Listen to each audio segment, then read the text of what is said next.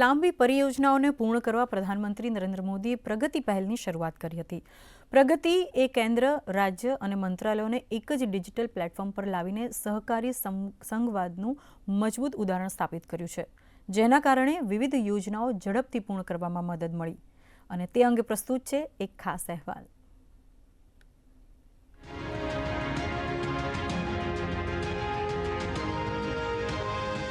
प्रधानमंत्री नरेंद्र मोदी के नेतृत्व में शुरू हुए प्रगति यानी proactive governance and timely implementation platform से आज जमीनी स्तर पर विकास की नई तस्वीर पेश हो रही है।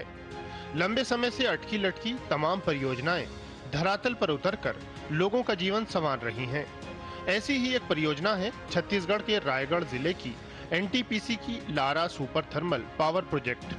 ये प्रोजेक्ट न केवल ऊर्जा उत्पादन में अहम भूमिका निभा रहा है, बल्कि सीएसआर के जरिए ग्रामीण जीवन में सकारात्मक बदलाव भी ला रहा है। लेकिन इस प्रोजेक्ट की राह इतनी आसान नहीं थी। Lara super thermal power project के स्टेज 1 को 2009 में मंजूरी मिली थी। हालांकि तमाम कानूनी अड़चनों की वजह से परियोजना समय से शुरू नहीं हो सकी। देखते ही देखते 13 साल से ज्यादा हो गए, लेकिन परियोजना पूरी नहीं हो पाई। इसके पीछे वजह बनी भूमि अधिग्रहण और कॉन्ट्रैक्टर से जुड़ी दिक्कतें। फिर ये योजना आई प्रगति के दायरे में और पीएम मोदी ने एक बैठक में इसकी समीक्षा की। इसके बाद लगातार निगरानी और बैठकों से समस्याएं दूर हुई, परियोजना ने रफ्तार पकड़ी और यूनिट्स शुरू हुई। एनटीपीसी लारा परियोजना न सिर्फ एनटीपीसी अपितु पूरे भारत देश के लिए एक बेहद महत्वपूर्ण परियोजना है। इसके तहत स्टेज 1 में 1600 मेगावाट की इकाइयां कार्यरत हैं एवं देश के विकास में महत्वपूर्ण योगदान दे रही हैं। इस तरह के परियोजना कार्य में काफी लागत आती है, अतः इन परियोजनाओं का समयबद्ध पूरा होना बेहद आवश्यक है। इस कड़ी में माननीय प्रधानमंत्री जी का प्रगति प्लेटफॉर्म एक महत्वपूर्ण भूमिका निभाता है। आज Lara super thermal power project देश की बढ़ती बिजली जरूरतों को पूरा करने की दिशा में एक अहम कदम साबित हुआ है। यहाँ पे 800 मेगावाट की 2 यूनिट है।